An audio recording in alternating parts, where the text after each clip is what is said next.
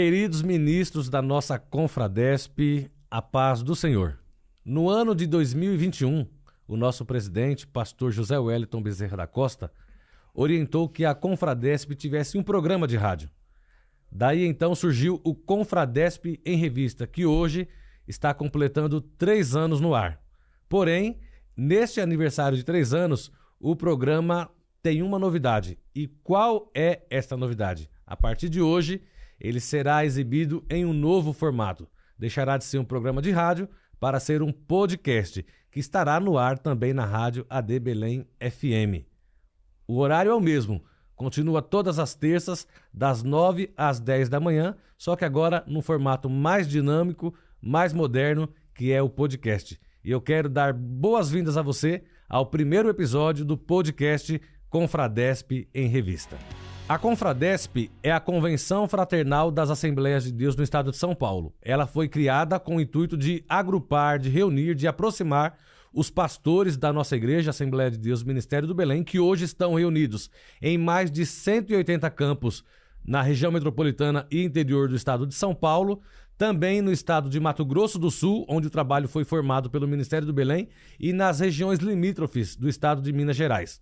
Na capital, a nossa igreja hoje conta com 96 setores. A Confradesp foi fundada em 21 de setembro de 1983. Portanto, a nossa convenção está completando, também neste mês de setembro, 41 anos de fundação.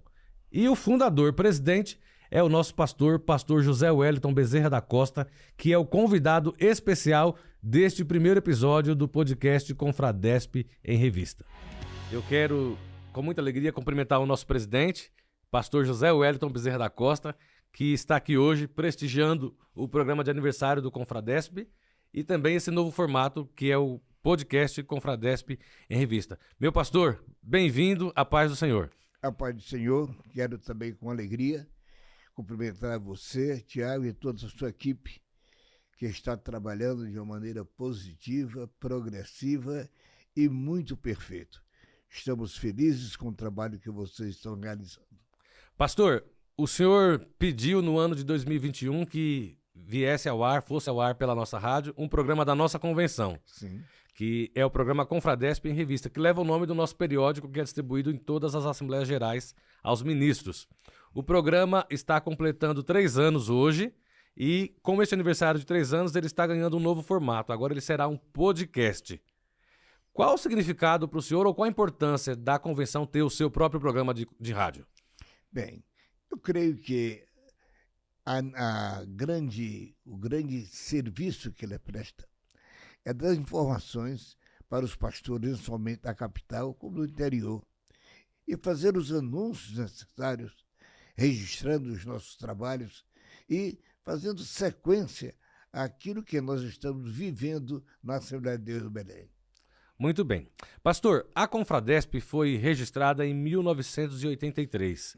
O senhor estava na presidência da igreja há 3 anos. O senhor assumiu a igreja em 6 de janeiro de 1980. Por que se deu a necessidade de criar, de formar a Confradesp? Bem, antigamente, do Estatuto da Convenção Geral, eram registrados as igrejas, tinha ministério e tinha convenções. Depois nós achamos por bem eliminar o nome de ministérios e tornar tudo em convenção. Daí a necessidade de também transformarmos o nosso Ministério do Belém em uma convenção.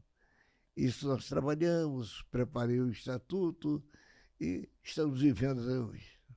Ah, entendi. Então a Confradesp veio a existir por conta de uma exigência da Convenção Geral. Perfeitamente. Até então só tínhamos, estruturalmente falando, Ministério do Belém. Era o Ministério do Belém. E aí, para organizar na Convenção Geral, a Convenção passou a registrar somente convenções, daí então o senhor decidiu criar a Confradesp. Perfeitamente. A Confradesp tem em seu quadro de filiados mais de 15 mil registros.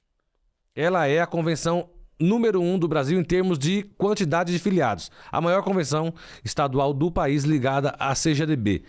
A que se deve esse crescimento tão expressivo da Convenção de São Paulo? Bem, costuma-se dizer lá fora que São Paulo é uma máquina que puxa muitos carros, né? A Assembleia de Deus em São Paulo não podia ficar para trás. Nós temos procurado acompanhar não só o desenvolvimento da cidade, mas também com a nossa igreja procurar trabalhar, produzir, para que ela seja, na verdade, uma igreja que seja reconhecida no Brasil, visto que São Paulo é o maior estado de nossa federação. E por assim ser, creio que é nossa obrigação ter uma convenção e uma igreja maior no Brasil. É necessário ter uma convenção mais sólida, né, pastor? Mais sólida. Pastor, quando a gente comenta aí ou solta alguma matéria sobre consagração de ministros, reconhecimento, o pessoal até se admira com a quantidade de obreiros que são consagrados anualmente aqui em São Paulo. É verdade. Mas, sabe, nós consagramos pela necessidade que temos em virtude do crescimento da igreja. Então, se aumenta os membros, nós precisamos de pastores, cuidadores desse grupo de novos crentes, não é? E bem por isso nós temos aí mais de 15 mil pastores. Olha, essas mãos pequenas consagraram, creio que 95% desses pastores. Eu louvo a Deus porque eles estão prestando, não somente para a nossa nação, para o Brasil, mas para o reino de Deus, um grande trabalho. Para isto nós somos consagrados, ganhar almas para Deus e caminhá-las para o céu. Presidente da igreja há quase 45 anos. O senhor acabou de afirmar algo que todos nós temos comprovado. Hoje, o senhor disse 95%. Eu acredito, pastor, que podemos subir até um pouquinho essa margem aí para uns 98% dos obreiros que estão em atividade. Certo. Foram consagrados pelo senhor, né? Perfeitamente. Então, são verdadeiros filhos, né? É verdadeiros filhos. Eu disse 95% porque estava contando com aqueles mais velhos que Jesus já recolheu, não é? Na verdade, a realidade é essa, né? Nós temos quase 95, 98% dos nossos obreiros consagrados por nós. E a igreja de São Paulo, ela tem se desenvolvido, Deus tem nos ajudado e nós temos procurado a conduzi-la à luz da palavra de Deus. Porque quando nós firmamos um trabalho espiritual alicerçado na palavra de Deus, é forte, é sólido e tem crescimento. Porque a palavra de Deus, disse Paulo, é o poder de Deus para a salvação de todo aquele que crê. Daí nós trabalhamos em cima deste alicerce que é Cristo e Ele mesmo dá o crescimento para a sua obra. Pastor, como se sente esse coração vendo tantos homens trabalhando para Jesus que foram abençoados, alcançados, gerados pelo seu ministério? Olha, eu me sinto feliz, mas quero confessar a você que, além dessa felicidade, eu tenho uma grande preocupação. Porque aqueles que foram consagrados já estão trabalhando, eles têm a nossa forma, eles foram formados por nós. Então, nós somos homogêneos naquilo que fazemos. Mas a minha preocupação é que, daqui a seguir, como será uma nova Assembleia de Deus de São Paulo? Porque as gerações estão passando, novos crentes estão surgindo, mas a minha preocupação, eu tenho procurado a colocar isso em prática, ensinar os nossos pastores a como dar seguimento à Igreja do Senhor de forma ordeira e doutrinária. Pastor, então nós podemos afirmar que uma das maiores preocupações do senhor hoje, no auge aí do seu ministério, é a formação dos que estão vindo? Sim, perfeitamente. Daqueles que estão chegando, não é? Porque os que já estão, já têm a nossa formação. Mas os que estão chegando, nós queremos formá-los para que eles somem conosco para dar seguimento à Igreja do Senhor. Nós temos não vamos citar aqui nome, mas temos alguns grupos religiosos aqui que mudaram de camisa e mudaram de comportamento, mudaram de doutrina, enfim. Mas o Ministério do Belém, nós temos procurado a conduzi-lo à luz da Bíblia e Deus tem nos ajudado até aqui. Pastor, qual a principal receita para se manter a igreja na forma original? Porque a nossa igreja está com 113 anos. Claro que muitas coisas já mudaram. Usos e costumes não são mais os mesmos em alguns lugares, porque a gente sabe que isso é local, é temporal. Mas qual a principal ferramenta que o senhor identifica para se manter a igreja dentro do seu padrão bíblico doutrinário? Olha, em primeiro lugar, eu procuro seguir e ter como exemplo do meu ministério o trabalho dos nossos pais na fé. Mas procurando doutrinar e ensinar a igreja que ela não pode mudar de comportamento. E por isto, Deus tem nos dado este crescimento muito firme, forte, e graças a Deus por isto. Mas trabalhando para que ela tenha seguimento continuado. Nós entendemos, é uma das coisas que eu peço a Deus na minha mente, é que a evolução do mundo atual é muito grande. Tudo se desenvolve em todas as áreas da vida. E, naturalmente, que também afeta a parte espiritual, se não tivermos bem firmados na palavra de Deus. Então, eu peço a Deus graça para que eu tenha entendimento de conduzir, porque a Bíblia manda que você doutrine, mas não pode ser radical. O radicalismo não ajuda em nada, mas também você não pode ser mão aberta. Liberal. Então você procura fazer aí um equilíbrio entre uma coisa e outra, desde que firmados na palavra de Deus. Mesmo esse equilíbrio não saindo da nossa forma original. De maneira que a Assembleia de Deus do Belém, nós procuramos a conduzi-las assim.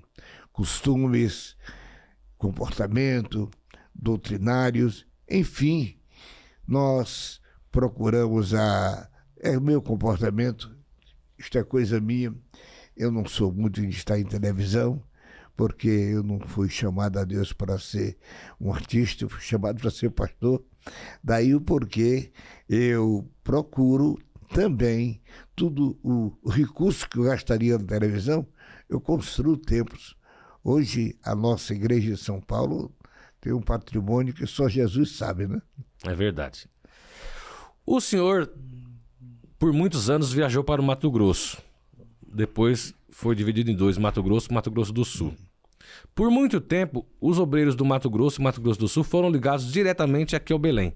Eu queria que o senhor contasse para a gente como se deu esse vínculo com a igreja no Mato Grosso do Sul e no Mato Grosso, e depois como se deu o desmembramento desses dois estados que eram ligados à nossa igreja aqui em São Paulo. Em primeiro lugar, eu quero dizer que esta ligação primitiva, eu creio que era um amor que o pastor Cícero tinha por aquele lugar. Irmão Cícero, ele anualmente, ele me chamava, às vezes a mim, mais um ou dois pastores, e nós saímos aqui de São Paulo, íamos fazendo aqui visitas, começávamos onde estava o Padilha, antigamente em Assis, depois nós íamos um pouquinho mais para frente, para Presidente Epitácio, depois entrávamos no estado do Mato Grosso, íamos de cidade em cidade. Normalmente essa viagem demorava 18 ou 20 dias, íamos até São Luís de Cáceres. Pois bem, e esse contato foi criando não só um conhecimento, mas um amor por ver o que Deus estava fazendo. Nós temos lá, pois eu comecei a viajar com o pastor Cícero, lá para Mato Grosso, em 64. E nós tomamos conhecimento de igrejas que eram pequenas e como Deus deu crescimento. Ela se desenvolveu. E nós íamos anualmente, isto é, na viagem que o pastor Cícero fazia com muito carinho. Naturalmente que nós íamos levar a palavra de Deus e o pastor Cícero também ia ajudar no trabalho, também da parte econômica, né? Presidente, mas essas igrejas não foram fundadas pelo Belém, algumas, né? Não. Outras foram depois, com o decorrer dos anos. Sim. Mas já existia a Assembleia de Deus no Mato Grosso. Na verdade, o grande apóstolo do Mato Grosso foi o pastor Eduardo Pablo Joerck. O Pablo Joerck foi o homem a quem Deus usou para evangelizar começo da evangelização ali do estado do Mato Grosso. Depois chegamos em Irmão Cícero, e aí então ele já estava meio cansadinho, né? E depois ele faleceu, mas a igreja continuou na sua mesma jornada, na mesma carreira da fé, e Deus abençoou muito o trabalho do Senhor. Certo. Em algumas cidades, a Assembleia de Deus foram fundadas depois que começou esse período de viagem. Sim. E por que elas usam a placa, o nome Ministério do Belém, se estão no Mato Grosso? Porque o Belém as mantinha financeiramente? Seria por isso? Bem, em primeiro lugar, eu quero dizer o seguinte: o Belém, na verdade, assistia não somente na parte espiritual, mas também na parte financeira. Muito bem. Então, nós nunca exigimos que eles colocassem no estatuto qualquer vinculação jurídica, estatutária com o Belém. Mas a nossa assistência era eclesiástica somente. E isto Deus abençoou de tal maneira que ainda hoje permanece. Né? Presidente, hoje nós que acompanhamos a administração da convenção, da igreja, sabemos que os campos nunca tiveram obrigação financeira com a sede aqui em São Paulo. Não. O sustento do Belém se dá somente do campo do Belém, que é capital e região metropolitana. Perfeitamente. Com certeza o senhor não exigiria isso das igrejas do Mato Grosso do Sul e Mato Grosso, né? Certo. Porque agora acontece o seguinte: as igrejas cresceram. Na verdade, o Belém sustentava igrejas no Mato Grosso por muitos anos. Em Rondônia também. Até em Rondônia? Até em Rondônia. Pois bem, e isto acontecia por anos. Na proporção que as igrejas iam crescendo... Tendo autonomia. Não precisavam ter autonomia, elas tinham condições para viver e por ofertas e dízimos que os irmãos contribuíam. E então, nós caminhávamos aonde necessitava mais, né? E assim, o trabalho foi feito no Mato Grosso por dezenas de anos e ainda continua este vínculo. O Estado era muito grande, depois foi dividido. Nesta divisão, criou-se o Estado do Mato Grosso do Sul e ficou o Mato Grosso. Mas nós assistimos tanto um Estado como outro. Campo Grande e as cidades mais perto, circunvizinhas, e depois nós entramos no Estado de Mato Grosso. E ali, então, era uma viagem um tanto penosa, porque era feita por terra, e não havia asfalto naquela época, né? Eu me recordo que a gente chegava à noite, quando você parava para dormir, sua camisa estava vermelha de barro, né? Mas isso passou. Graças a Deus, as igrejas cresceram. Hoje nós temos megas templos. É verdade. No caso de Cuiabá, não é? Templo grande. E temos em outras cidades também grandes construções que sim, são templos muito, muito gigantes, até para a realidade do estado deles, né, pastor? A gente pode citar Corumbá, que é uma grande igreja. Certo. Três Lagoas é uma grande igreja. Certo. Dourados. E por esses lugares o senhor sempre visitou essas igrejas? Perfeitamente. Sempre acompanhou? Sempre acompanhou.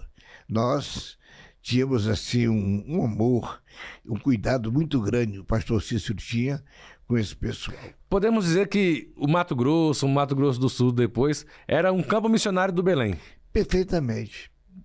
Isso aí. Pastor, e Rondônia também. Rondônia é uma novidade, viu? Eu sei bastante. Paraná foi um trabalho financiado pelo Belém por muitos anos. E é longe, hein, pastor? Já estive lá. Longe, assim. A igreja ali cresceu assim em pouco tempo, né? Porque o governo estava dando terras para o povo ali, e ali muitas famílias chegavam, eram crentes, e a igreja logo se formou. E havia um pastor, como você se enviou daqui, e a igreja era subvencionada pelo Belém. A Convenção do Mato Grosso do Sul, como a Demes, a Convenção do Mato Grosso, como a Demate, tem no estatuto que o senhor é o presidente de honra delas e o fundador. Sim. Elas foram formadas depois que criou a Confradesp ou no mesmo período? Como foi? Não. Quando separaram-se os dois estados, eu entendi que havia necessidade, porque até então não tinha estatuto nenhum nem outro. Não havia estatuto para as duas? Não havia estatuto, absolutamente. Não estava organizada a convenção ainda? Não estava organizado, não tinha convenção, porque o irmão Cícero tinha aquilo ali como olha, era a menina dos olhos do irmão Cícero. É, né? Mesmo, pastor? É. Eu me recordo que a certa feita, se juntaram lá alguns e criaram uma convenção. Irmão Cícero chegou em São Paulo, chegou chorando. Olha só. Falou para mim, furar os meus olhos. Aí me contou, e eu falei para ele também, vamos orar. Eu orei uns dias, senti de Deus de ir lá. Aí falei para ele, irmão Cícero, me permite ir lá, vai lá. Precisa fazer grande, Deus me mandou, deixa eu ir lá. Eu fui e comecei por Campo Grande até Cáceres, desmanchando tudo que eles haviam feito. E eles aceitaram com muita camaradagem, com muita comunhão, com muito entendimento. Enfim, quando terminei de lá, fui nos cartórios, debaixo de tudo. O senhor chegou aí nos cartórios da Baixa? Sim. Já estava então registrado o trabalho deles? Estava registrado. E eles aceitaram numa boa, pastor? Aceitaram fazer tudo isso? E aí eu trouxe para o irmão Cícero aquele amasso de cancelamentos. Está cancelado. O velhinho ficou muito feliz, né? Mas depois que Jesus levou o irmão Cícero, eu entendi que ali a liderança era dele.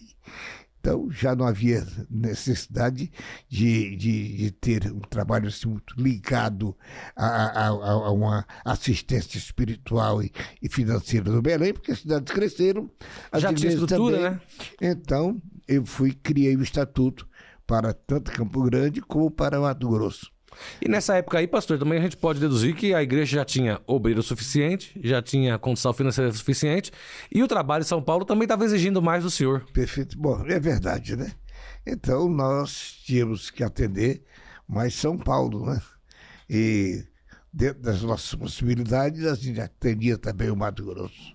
Pastor, agora um outro detalhe que eu queria aproveitar aqui e levar o conhecimento dos irmãos que nos acompanham através da Confradesp, que é o canal oficial da nossa convenção, o podcast Confradesp em Revista. Explica pra gente esta vinculação de algumas igrejas no estado de Minas Gerais.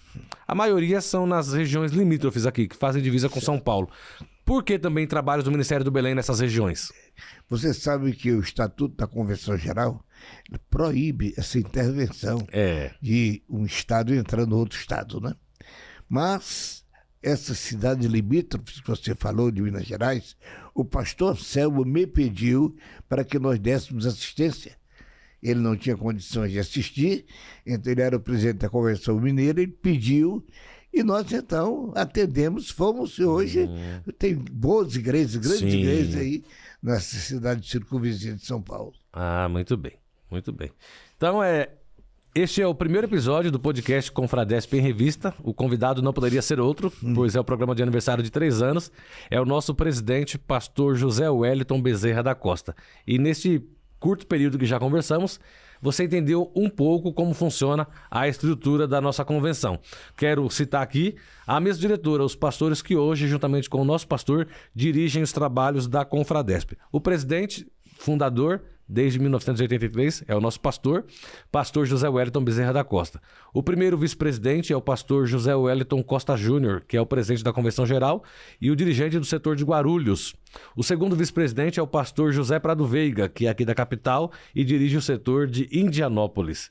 Terceiro vice-presidente, pastor Paulo Roberto Freire da Costa, que é o pastor do campo de Campinas. O primeiro secretário, pastor Cisac da Silva Valadares, presidente do campo de Rio Claro. Segundo secretário, pastor José Felipe da Silva, presidente do campo de Sumaré. O terceiro secretário, novamente aqui da capital, é o dirigente do setor de São Miguel, pastor Adeli Geraldo dos Santos. Compõe a tesouraria o pastor Emanuel Barbosa Martins, que é o pastor de São José dos Campos, que é o primeiro tesoureiro, e o pastor Irineu Lima Pereira, que é o pastor do campo de Piracicaba, o segundo tesoureiro. E o pastor Marco Almeida vem servindo como secretário adjunto da nossa Confradesp. Muito bem. Pastor, vamos falar um pouquinho de José Wellington Bezerra da Costa. Pois não. Já falamos tantas vezes, mas há sempre o que comentar sobre a vida do senhor. Eu conheço esse moço. Conhece esse moço, né, pastor? Só há 90 anos, né? Dá 90 anos. O senhor, a sua vida já deu um livro. Já deu um livro, os irmãos estão vendo aqui, a biografia do nosso pastor. Depois desse livro já vieram muitos books como este, que contam capítulos mais atualizados, capítulos dirimidos com mais detalhes. Olha aqui, ó. Tanto o conteúdo que tem nesse book. Esse aqui saiu em 2016. Olha aqui, ó. São muitos produtos. Esse aqui a Cepeadela entregou para alguns seletos amigos do nosso pastor quando ele completou 80 anos de vida, há exatamente 10 anos atrás. Então são muitos produtos que contam a biografia do pastor José Wellington Bezerra da Costa, mas tem sempre mais. O senhor nasceu no dia 14 de outubro de 1934. Sim. Na cidade de São Luís do Curu. Perfeitamente. Há exatamente 90 anos atrás. Perfeitamente. Quem era o menino José Wellington há 90 anos atrás? Travesso. Travesso? Como demais, né? Como os demais, né? Mas eu sempre tive cuidado de estudar. Eu sempre gostei de estudar. Eu me recordo que no curso primário, porque no meu tempo era primário, depois o ginasial e depois o científico ou normal, não é? Então, eu me dedicava muito ao estudo. E no primário, durante os 4 anos, eu sempre, da minha classe, era o primeiro da turma. Sempre ganhava um presente da professora no fim do ano. E isso, depois de terminado o primário, você tinha que fazer um exame, chamava exame de admissão, do primário para o ginasial. Eu fiz esse exame, passei, aí continuei. Depois, então, fui para o científico, que era a minha área que eu queria fazer. Eu sempre gostei de biologia, mas não pude fazer o curso de medicina, porque meus pais não tinham recurso, né? Naquele tempo não era tão simples como hoje. Não que seja simples, mas hoje é mais acessível, podemos dizer, né, pastor? Mas eu me realizei com os filhos e com os netos, né? Muito bem. Pastor, o senhor nasceu em 1934 na cidade de São Luís do Curu. Em 1936, o senhor se mudou para a capital do estado do Ceará, que é a cidade de Fortaleza. Certo. Que, inclusive, ao longo da vida, numa revelação, Deus disse para o senhor que a sua fortaleza era aqui em São Paulo, né? Vamos falar disso lá na frente. Mas que lembranças o senhor tem desses primeiros anos na cidade de Fortaleza? E como criança, na verdade, eu adquiri com a vizinhança, os meninos, os vizinhos, nós tínhamos um grupinho de crianças que brincavam, jogávamos bola, mas eu estudava no período da tarde, certo? De manhã eu ajudava o meu pai, o Luiz, na loja que eles tinham, e à tarde eu ia para a escola. E isso eu fiz com muito cuidado, porque a nossa família era uma família de pouco recurso, então nós precisávamos de trabalhar para sobreviver, não é? Pastor, são quantos irmãos? São quantos filhos do irmão Lauro e da irmã Sara? Não, 8. 8 filhos. Eram 2 homens e 6 mulheres. 2 homens e 6 mulheres. O mais velho era o pastor Luiz? Dos homens era o Luiz. E das mulheres? Aliás, o mais velho mesmo morreu. Chamava-se Newton, né? Newton? Newton, ele morreu, era garotinho ainda, tinha 3 anos, 2 anos, 3 anos. Ah, sim. E depois éramos nós, né? O homem era o Luiz e eu, e depois as mulheres, né? As mulheres, vamos citar o nome delas? A irmã... A mais velha era Mirtz. A Mirtz. Maria Mirtz. A segunda, essa morreu. A segunda é a It, que está viva, Maria It. Que é a mãe da Beth, né? Que é a esposa do pastor Dário, que dirige o setor de Vila Carrão. 95 anos ela tem hoje. E ela tá bem lúcida ainda, dinâmica, né, pastor? Tá, estive com ela agora na casa dela, tá bem. Depois dela, daí vinha Denise, Maria Denise. Faleceu recentemente. Todas eram Maria, né? Todas Maria? Eram tudo Maria. Maria Denise... Maria Mirtz. Maria Mirtz a primeira, depois Maria It, Maria Denise, depois eu. Aliás, espera um pouquinho. Tem o Luiz também. O Luiz estava no meio entre o segundo. Era Mirtz e o Luiz. Ah, Mirtz era mais velho que o Luiz. Não, era entre o Luiz, perfeitamente. Bom, e eu depois tinha a Maria Simone, que morreu também. E tem a Ruth e a Sara, que é a esposa do Osíris. Sim, a Sara é a caçula. A caçula. Muito bem. 1942, a família aceita Jesus. Sim. No Tempo Central, lá em Fortaleza. Fortaleza, foi. E foram todos de uma vez. Não. Conta pra gente como se deu a conversão da família. Primeiro foi meu pai. Ele foi o primeiro a aceitar Jesus? O papai foi o primeiro que Jesus. Nós morávamos perto do templo. É mesmo? Na Avenida do Imperador. E o templo central é na Dona Teresa, né? 3 quadras. Então, nessa época aí, a família já estava um pouco mais estabilizadas, né? Já morava na região central de Fortaleza. Sim. Meu pai tinha um comércio lá em São Luís do Curu. Quando ele veio para Fortaleza, se estabeleceu também ali. Pastor, mas eu fico imaginando, eu já estive em São Luís do Curu recentemente. Sim.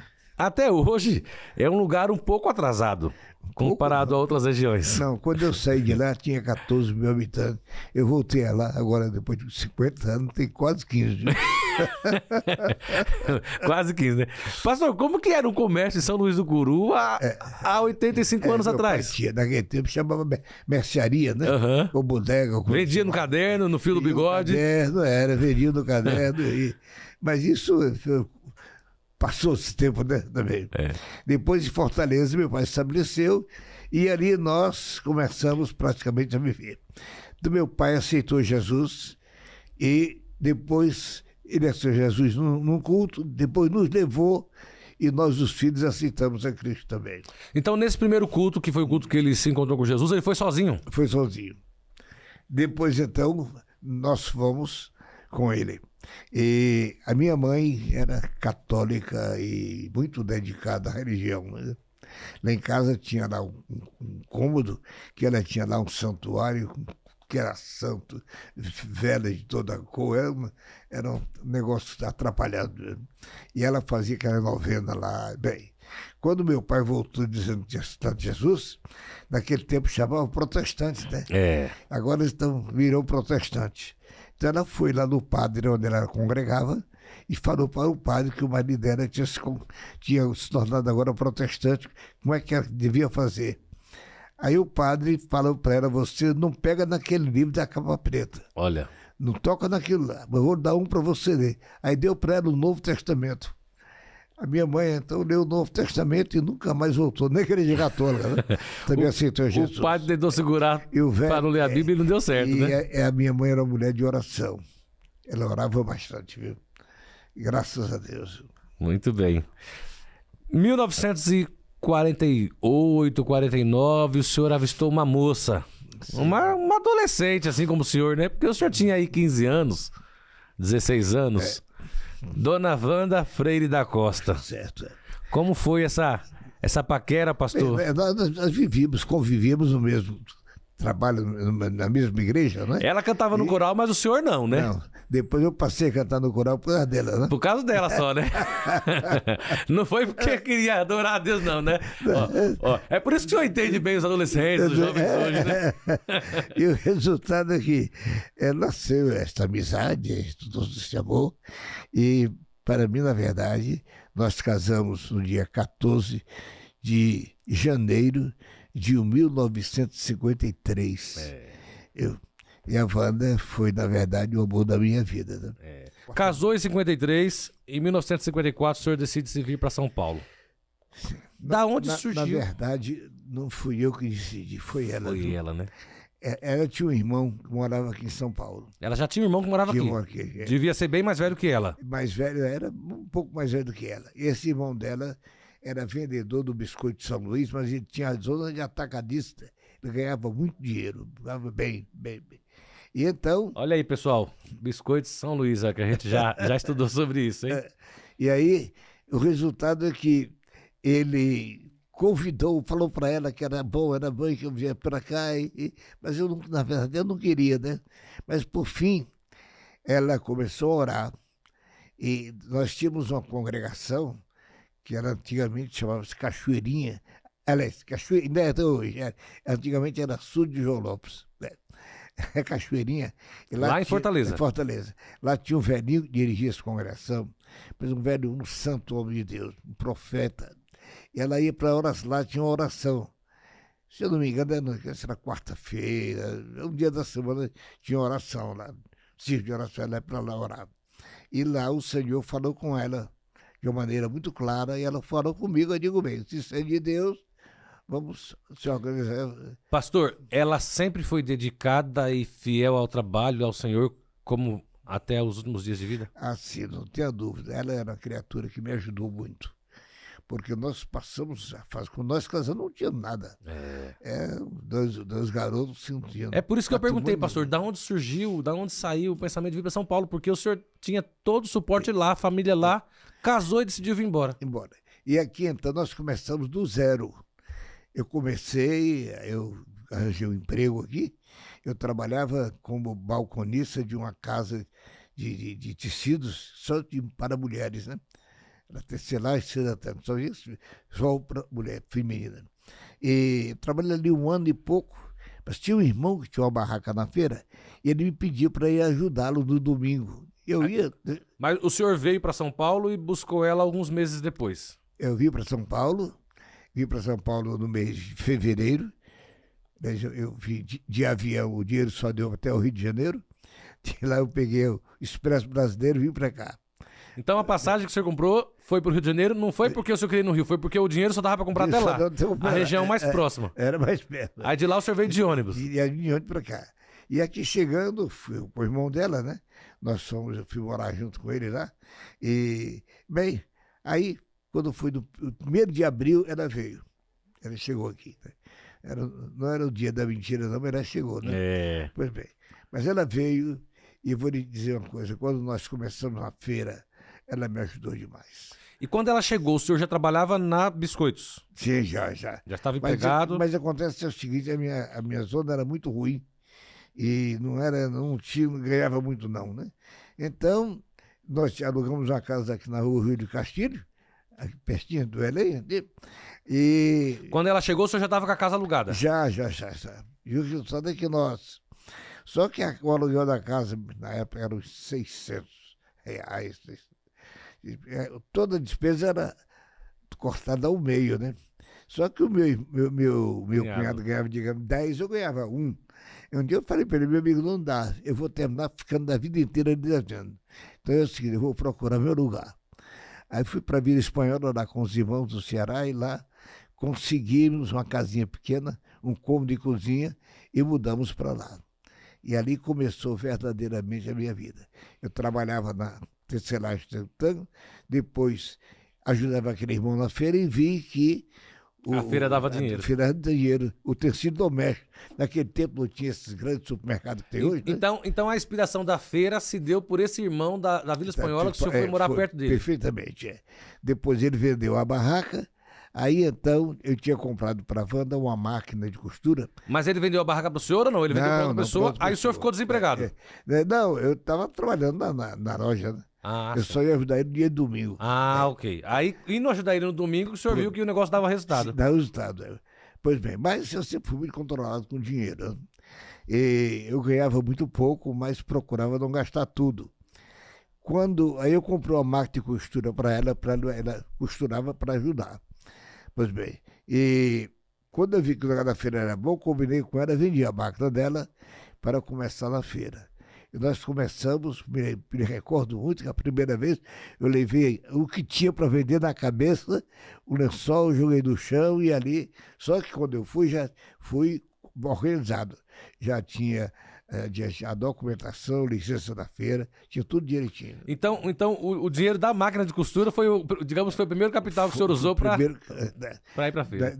Eu me lembro bem que nós vendemos por 2.200 cruzeiros, né? Eu não sei. Uhum. E depois de uns anos, vamos dar um balanço. Eu digo, olha, separa aqui 1.200 que eu comecei, o resto é tudo lucro. Olha só.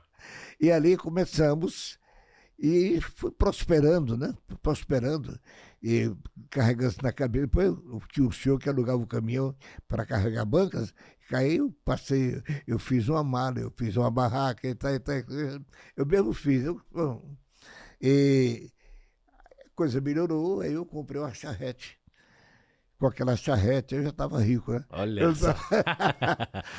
Quem veio com passagem reduzida, né, pastor? Já tinha uma charrete em São Paulo. A charrete ficou melhor. Depois eu vendi a charrete e comprei o primeiro caminhãozinho. E o caminhão era quase da minha idade, né? Eu era de 34, o caminhão era de 35. Olha viu? só. Esse caminhãozinho, né? Essa época aí você já estava com uns 25 anos? Isso foi 50, 55. Por aí. Tava, Por aí. tava. Pastor, e a feira foi o seu meio de sustento Sim. por E toda a ali- vida? E ali prosperei. Foi o tempo que eu ganhei dinheiro. Essa aqui é a pura realidade. Na feira, eu me estabeleci, fiz a primeira loja. Mas dava dinheiro assim mesmo, pastor? Eu trabalhava muito. Organizado, né? Depois eu coloquei outra barraca na feira, tinha um irmão que trabalhava muito honesto. E a barraca do senhor sempre foi de utensílios domésticos? Você doente. Nunca foi de verdura, não, legume, não, nada. não, Alimentícia, era só- sempre utensílios A minha domésticos. barraca era uma verdadeira loja. Era uma loja. Eu tinha muito zelo, eu gostava demais, né? É. Também a barraca do tecido doméstico tinha tudo. Da cutelaria, panela de pressão, ferro elétrico, e olha, de louça e porcelana e jogos de presentes. Então eu tinha. Minha barraca Pastor, e onde eram os fornecedores do senhor? Onde o senhor ia buscar esses produtos para a Bem. loja? Porque o senhor sempre falou que tinha coisas na sua loja que eram sempre novidades. Então é o seguinte, eu sempre procurava ter aquilo que os outros não tinham, porque aí eu vendia pelo preço que eu queria, E né? primeiro, né? Perfeitamente, mas havia uns depósitos aqui em São Paulo, naquela avenida que sai para Vila Maria, não esqueci o nome dela lá. E ali tinha uns atacadistas, nós comprávamos ali. Depois, então, que a coisa foi melhorando, eu passei a comprar onde eles compravam, diretamente da fábrica, né? E depois que eu tinha dinheiro, né? Abri uma loja, 2, 3, 4. Quando eu tinha 4 lojas, essa altura eu já tinha casa própria. E aí o senhor não tinha mais barraca na feira, só as Tinha, lojas. não, tinha. Manteve as barracas e as Mantive lojas. as barracas da feira. Eu e o irmão que trabalhava comigo com outra. Aí, quando o pastor Cícero me chamou, e ele foi muito sábio quando me chamou, né? Ele chegou para mim e disse: Zé Wellington, você confia que Jesus lhe sustenta? Eu disse: claro, eu confio. Então venha trabalhar comigo aqui no Belém. Mas ele muito, muito prudente, né? Disse: olha, você faz o seguinte, não venda tudo, mantenha uma loja para educar seus filhos, porque o dinheiro do Belém é pequeno. Eu disse: senhor. Aí eu combinei com a Wanda, eu falei com ela, ela olhou para mim assim e disse: agora do vestido, eu vou vestir com dinheiro e dízimo de crente? Nunca. Aí tá bom. Não.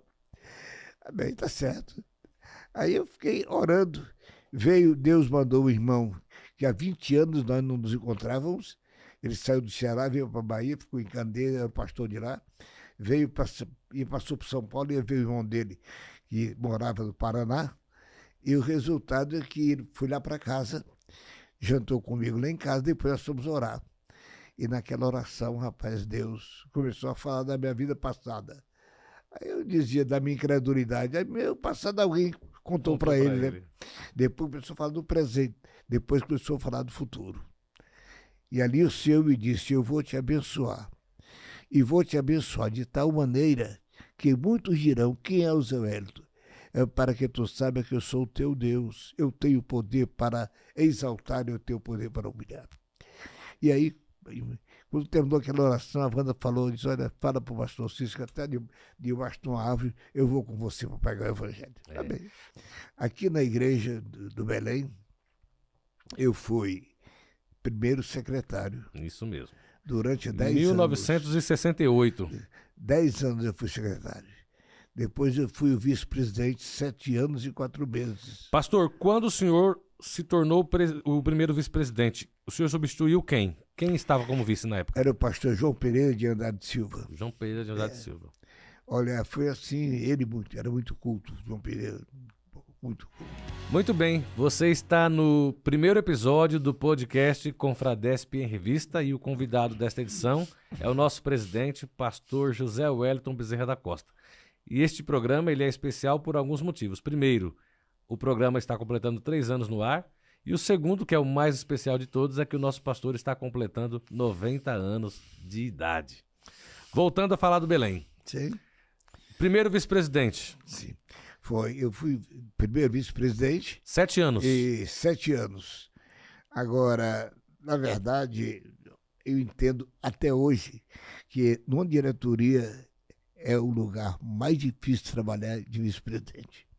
No caso aqui do Belém, como é o meu filho, aí a gente, por causa daquela muita confiança... Fica um pouco mais fácil, né? Mais fácil, é. Mas... Não que seja fácil, né, pastor? Mas melhora um pouquinho, né? O irmão Cícero, a nossa idade era bem diferente. Né? Ele tinha o dobro da minha idade. Sim. Só a cabeça dele era uma, a minha era outra. Mas eu procurava sempre seguir a linha dele, né? Aí são dois fatores importantes, né, pastor? O primeiro, que talvez deu muito certo por isso, porque ele tinha uma visão, o senhor tinha outra, e juntava as duas, extraía dessa visão o melhor. E também porque ele acabou investindo em alguém que, quando ele não tinha mais condição, a pessoa estava no pleno vigor para dar continuidade, né? Isso foi um cuidado, eu creio também que foi por Deus, porque o Senhor me falou, em 57, o Senhor me falou, me disse assim, prepara que tu vai ser o substituto do pastor.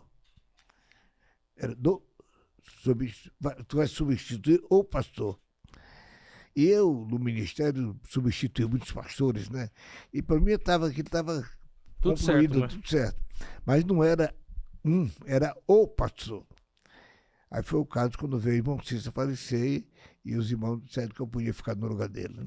Pastor, mas o senhor também era um jovem inteligente, né? Porque o senhor, numa posição tão elevada como primeiro secretário, depois mais elevada ainda como primeiro vice-presidente, poderia ter posto os pés pelas mãos, até porque o seu pastor era o pastor mais velho. Bem mais velho. Certo. Mas o senhor soube observar e aprender, cuidado, né? Muito cuidado, porque não só pela idade, porque já nos últimos anos ele ficou meio esclerosado e começou a tomar umas atitudes meio diferentes. Mas eu tinha que acompanhá-la, não podia entristecê-la, né? E não foi fácil, não. Os últimos 3 anos, para mim, foi muito difícil. Primeira coisa que ele implicou na igreja, ele chegou para mim e disse, essa banda de música, os músicos não são crentes. Quando o músico fazia o floreadozinho lá, ele dizia, olha aí, ele não é crente, né? Não podia mudar a entonação da música. Quando nós mudamos aqui para Conselheiro Coterripe, ali, mudamos para ali, ele chegou para mim e disse, olha, agora não tem mais lugar para essa banda. Ele já queria se livrar da banda, né, pastor? Aí eu falei para ele, pastor Cícero, o senhor é um presidente, eu disse que não tem, acabou. Mas eu tenho 45 irmãos, 45 famílias, vamos perder? Ele falou assim, mas o que é que você acha? O senhor que manda agora, se o senhor disser, arranja um lugarzinho aí, eu vou trabalhar. Então, veja, ele tinha muita confiança, velhinho. Ele tinha um negócio, ele batia no meu ombro e dizia, você, Zé Wélio, você sabe fazer. E aí, ia embora e deixava como fazer. Isso foi assim. Desde a compra do terreno da Coterripe, ali, eu fui falar com ele, nós tínhamos que dar 300 mil de entrada, na escritura mais 800, e depois 10 pagamentos de 120. Fechei o negócio, a igreja tinha 70 mil em caixa. Eu tinha, emprestei. Nem a entrada, né? Eu completei, demos entrada, e depois o duro foi arranjar 800 mil. O camarada que vendeu querendo receber o dinheiro e eu arranjando problema para ele não receber. Aí comecei a exigir certo da veterinária disso, certo da veterinária daquilo e tal. Para prorrogar o prazo. Até que o irmão Cícero conseguiu, com o irmão lá no Rio de Janeiro, com 200 mil emprestado. Eu trabalhando no Belém aqui com os irmãos AG mais 100. Eu fui do Bradesco falar com o gerente, o nome dele era Costa, era muito amigo. Eu cheguei lá, falei, Costa, a igreja está precisando de 500 mil reais. Ele abriu a gaveta e me mostrou o memorando aqui, proibindo todo e qualquer empréstimo. Aí eu falei para ele, rapaz, isso é o povo do mundo, para a igreja é diferente. Ele sorriu, ele disse, olha, pastor, eu vou agora para a Cidade de Deus, agora do almoço, e vou falar, se for possível, eu lhe aviso. Eu falei, tá certo. Eu olhei de telefone, tá certo. Ele foi. Quando eu estava almoçando, ele ligou. Disse, pastor, passa na agência para assinar a promissória, que já estou depositando na conta da igreja dos 500 mil. Olha aí que bênção. Mas nós tínhamos dinheiro para receber, recebemos, paguei até antes do vencimento, E aí começamos, mas o interessante, ali tinha uns sobradios na frente. Eu tirei todos aqueles inquilinos sem brigar com nenhum. Agora fiz de tudo. Mandei mudança para o Rio de Janeiro, mandei pintar a casa, para todo mundo ficar bem alocado. Tirou tudo, desmanchamos os sobradios. Aí eu mandei meter uma máquina ali e limpar o terreno. Tirei 1.086 caminhões de terra e entulho. O terreno estava todo limpo, bonito. Aí eu cheguei para o Von Cícero e falei, mas isso está aí. O que é que o senhor quer que faça? Ele bateu no meu ombro e disse, você é Zé Wellington, você sabe fazer. E foi embora. Aí eu, meu Deus do céu, templozinho de 4 paredes, de 7 por 15, não era problema, né? Mas era um prédio, né? Aí eu fui orar. Numa madrugada, eu tive uma visão. O Senhor Deus me levou num lugar e me mostrou o templo. Disse, é isso aqui. Presta atenção, é isso aqui. Quando amanheceu o dia, eu peguei um papel grande assim, peguei um compasso, uma régua e um lápis e fui procurar a desenhar aquilo que eu vi. Aí eu chamei o engenheiro, mostrei para ele, tudo, mas ele compreendeu e fez o que fez ali no Belém, não é? E ficou um belo tempo, né? Belo tempo. Pastor, nascido em São Luís do Curu, 1934, 1953 veio um casamento, 1958 mudou-se para São Paulo, foi primeiro secretário da igreja por 10 anos, vice-presidente por 7, 6 de janeiro de 1980, assume a presidência. Certo. E esse José Wellington, presidente do Ministério do Belém, a maior igreja Assembleia de Deus do Brasil. Bem, em primeiro lugar, eu sempre pedi a Deus para nunca deixar subir da minha cabeça nada de orgulho, nem de ostentação. Eu nasci de São Luís do Curu. Eu não me esqueço da minha origem, né? Mas aqui, como presidente da igreja, eu sempre trabalhei com uma equipe. Deus me deu uma equipe desde aquela época e com eles nós trabalhamos evangelizando aqui em São Paulo. Quando o senhor assumiu, nós tínhamos uma média de 300 congregações. Era mais ou menos isso. Hoje já se passaram de 2.200 só na capital. Capital, perfeitamente.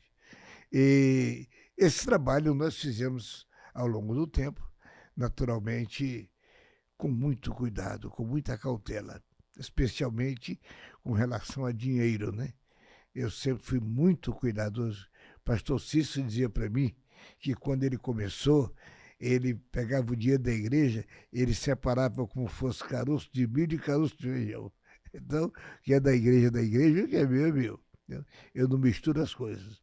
De maneira que, durante todo esse tempo, na vice-presidência, eu procurei fazer aquilo que estava no meu alcance, junto com o Cícero, e veio então a construção da Cotegipe, porque lá na Alcântara Machado era impossível continuar. O templo era muito pequeno, era 10 por 30. Ainda que o metrô não desapropriasse, seria necessária uma mudança em breve, né, pastor? Sim, não tenha dúvida. Então a gente pode dizer que a desapropriação foi uma providência divina, né? Nós já havíamos comprado 2 lotes para a avenida. Então, nós íamos virar a frente da igreja para a avenida, né? Era esse o propósito, né? E aí já com fundo correspondente, né? Seria grande, né? Mas veio então a desapropriação e nós então compramos aí e passamos a construir. E Deus nos deu o necessário. E eu pego um tempo difícil também, que na época o Faria Lima era o prefeito, e ele estava construindo viadutos, consumiu cimento, tudo que produzia em São Paulo. É mesmo, pastor? Faltava cimento? Faltava cimento. Então, eu pegava o meu caminhão na feira, eu descarregava, ia para uma fila comprar cimento de madrugada para comprar 100 sacos de cimento para trazer para a construção. Olha só. Isso eu fazia sempre, porque não deixar parado, não é? Vocês estão vendo aí? Ele, pastor José Wellington, na época da construção da Conselheiro Cotegipe, por falta de cimento, porque o Faria Lima estava gastando tudo construindo viadutos, ele pegava o caminhão da feira, que ele usava para manter a feira, ia para um depósito, ficava a madrugada na fila para ter o cimento no outro dia, né, pastor? 100 sacos de cimento. não podia comprar mais. Era só 100. Era só limite, 100. E o resultado é que mais fomos e Deus nos ajudou. Mudamos para o Purão, né? Onde todo o estacionamento, e ali nós continuamos o trabalho do Senhor e a construção, até que terminamos. Né? Pastor, milhares de crentes batizados nas águas, centenas de obreiros consagrados, chegamos aí, o senhor aos 90 anos e 44 anos de presidência. Em 1980, o senhor teria noção que a igreja cresceria tanto como cresceu? Não tinha. Eu, na verdade, tinha expectativa de que Deus ia nos abençoar, porque Ele havia prometido, né? Mas nunca esperei que chegasse onde chegamos. Porque hoje, para a glória do nome do Senhor, o Brasil inteiro se espelha na Igreja de São Paulo. Não só o Brasil, mas o mundo inteiro. Mas o senhor sabia nessa época que o Belém era cobiçado, né? Porque não tenho dúvida. o senhor por pouco aí quase... Sabe uma coisa?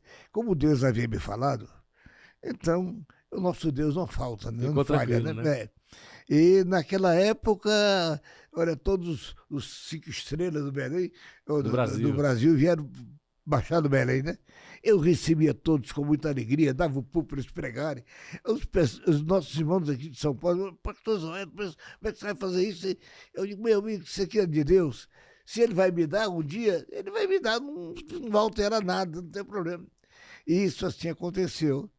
E graças a Deus, nós assumimos e começamos já um trabalho. E na verdade, o recurso sempre não foi muito, e ele procurava... Mas nunca faltou, né, pastor? Também nunca faltou, graças a Deus.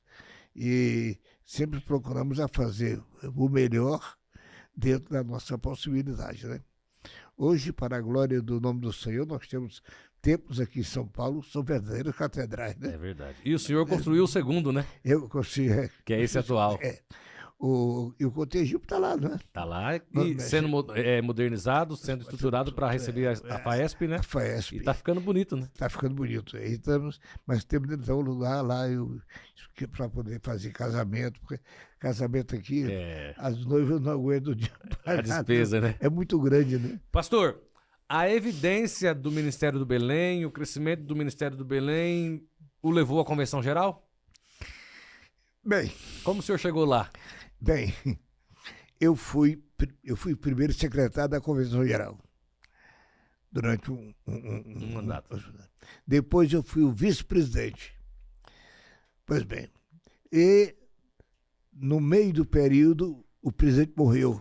Muito bem, mas para o senhor chegar na Convenção Geral, sim, eu acredito que foi pela ascensão da Igreja Paulista? É isso? Eu acredito que sim. Isso contribuiu muito, né?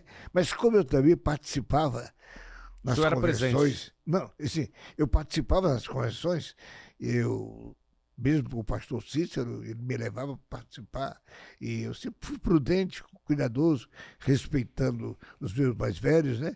Mas, dali então, abriu-se a porta, eu fui secretário, fui vice-presidente, depois o pastor morreu, eu virei a sua presidência.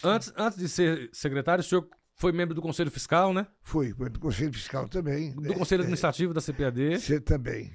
E aí entrou na mesa diretora e não saiu mais. Pois aí fiquei 30 anos... Como presidente, né? Como presidente. Mas põe um mandato de secretário, depois um mandato de vice. Deu uns 40 anos na mesa diretora. Mas depois eu entendi a idade, eu cansado, porque a Convenção Geral exige muito. Eu hoje vejo o Zé Wellington, coitado, não para em casa, viajando para lá e para cá, para lá e para cá. E eu sempre procurei dar conta, né? A minha responsabilidade, eu não fugia dela, eu procurava cumprir o que estava necessitando fazer. Como você sabe, nós trabalhamos já com pessoa, muitos problemas de igreja, um pastor, e eu sempre estava presente ali para resolver. E Deus me ajudava, que a gente sempre tinha uma boa solução, né? E a Convenção Geral, o período que o senhor esteve, foi o período que é considerado na história o de maior expansão, né? Porque a igreja passava por transformações constantes, crescimento constantes, e a Convenção Geral tinha que acompanhar esse crescimento e dar suporte para o Brasil inteiro, né? E, meu querido irmão, a Convenção cresceu e nós procuramos administrar, construímos o prédio da sede, ali No Rio de Janeiro. no Rio de Janeiro. Vicente de Carvalho. Depois construí vizinho a faculdade, né? Depois construímos o parque industrial da CPAD, na Bangu. Depois o prédio administrativo da CPAD. De maneira que o que eu vejo é o seguinte, é que de lá para cá parece que os companheiros não puderam fazer muita coisa não, viu? É que o senhor fez quase tudo. Na verdade, antes do senhor, não se existia essa estrutura que o senhor construiu, né? Sim. Então, o senhor que deu essa estrutura Claro. administrativa, né? Certo. Essa formação administrativa. Perfeitamente, Então, o senhor fez o que precisava ser feito na sua época, os outros agora é só manter cuidado. É verdade. O pastor Júnior tem feito Muito com muita bem. propriedade, né? Tem feito isso com muito cuidado.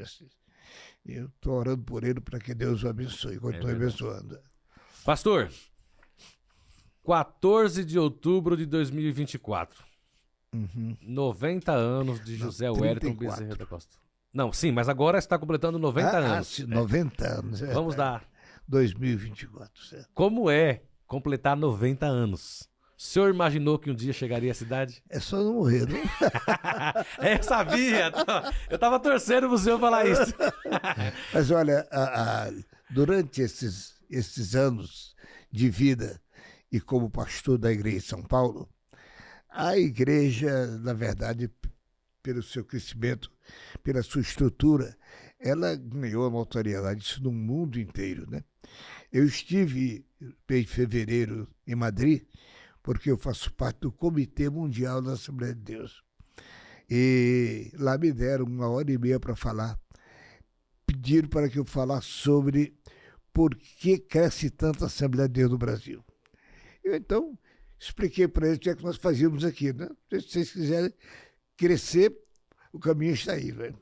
Mas, graças a Deus, o mundo todo, né? Porque eu me projetei, em virtude do que fazia, muito em outros países.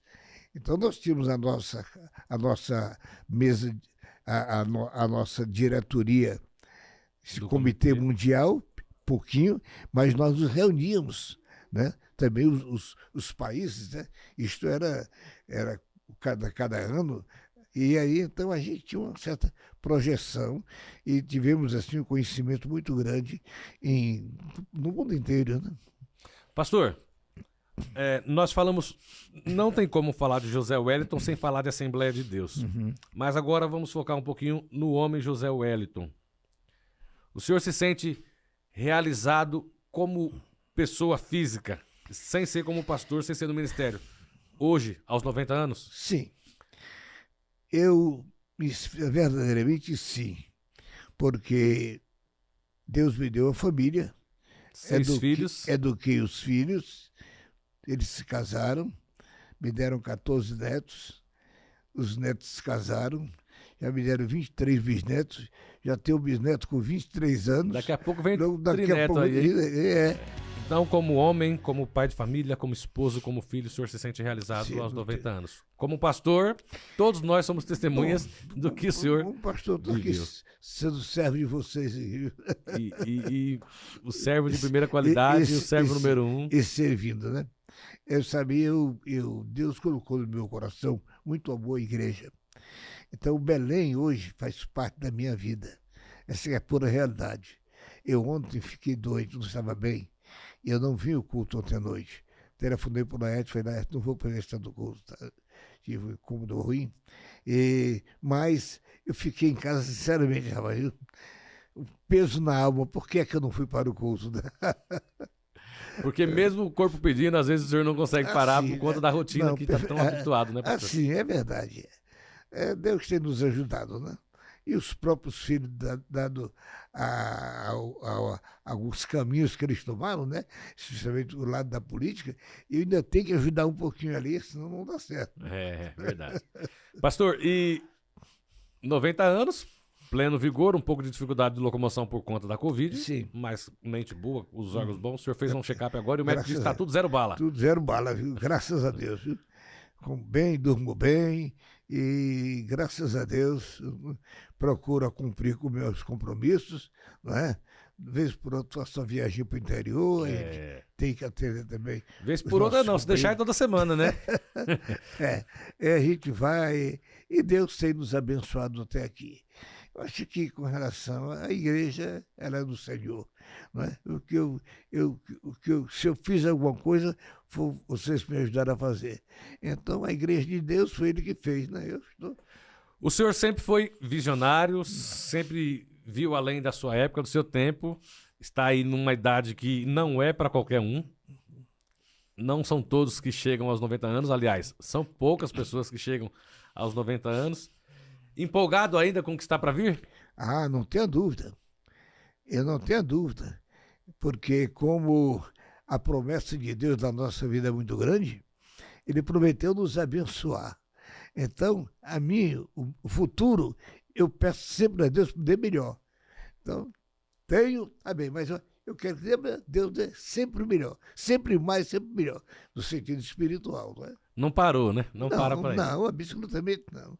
Eu entendo que, enquanto Jesus não voltar, minha obrigação, né, é pregar o evangelho até que ele volte. Né? Muito bem, muito bem.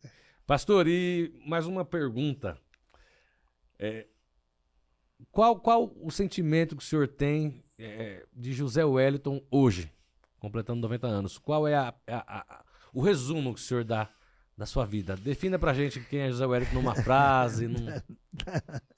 Não, José Wellington é um servo abençoado por Deus. Servo abençoado por Deus.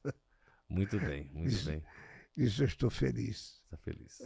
90 anos, completando, se Deus quiser. Não tenho muita pressa de morrer, Jesus sabe, até quando quiser me levar, né?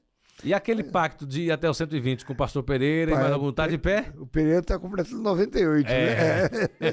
Tá na frente 8 aí, né? Tá na frente, viu? Mas tá bom, vamos para frente, vamos ver até quando Deus permite a gente viver, não é? Muito bem.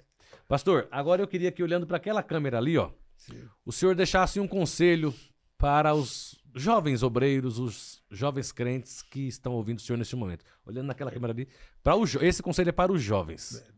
Eu quero me dirigir a você, jovem obreiro da Assembleia de Deus, do nosso Ministério do Belém.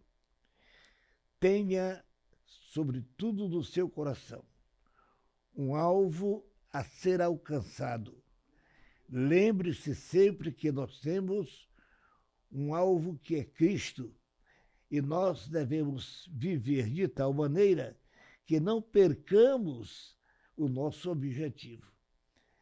Com relação ao seu trabalho, à sua dedicação como um obreiro novo, nunca desanime. Sempre você terá dificuldade, você terá sempre luta, mas você sempre terá vitória, porque o Senhor nos dá vitória.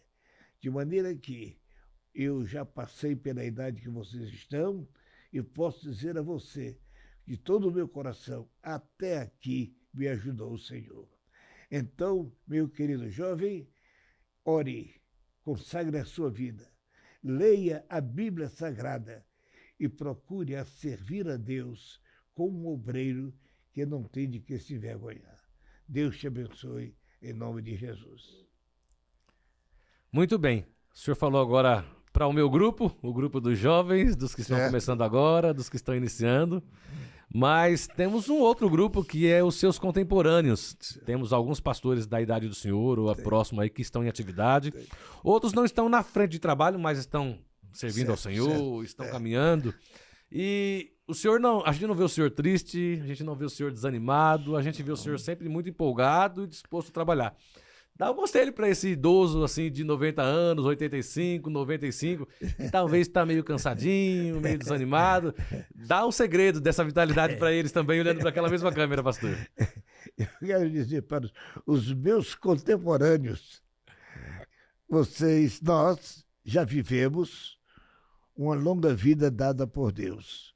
Mas, ao chegar perto do fim, nós não podemos desanimar.